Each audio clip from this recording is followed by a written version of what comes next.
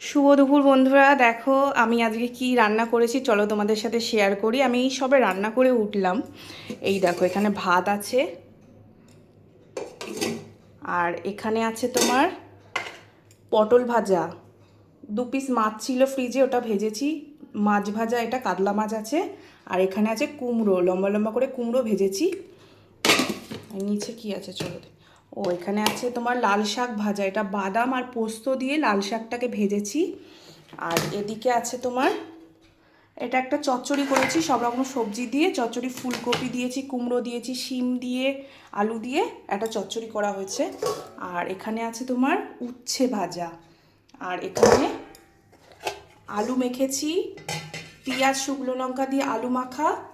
আর এখানে তোমার আছে ডাল করেছি, পাতলা করে মুসুরির ডাল। এই যে পেঁয়াজ রসুন ফোড়ন দিয়ে। আজকের ভিডিওটা কেমন লাগলো জানিয়ে শুভ দুপুর বন্ধুরা। আজকে যেহেতু আমার ছেলে বাড়ি নেই, ওই জন্য এইভাবেই ভিডিওটা করলাম আমি।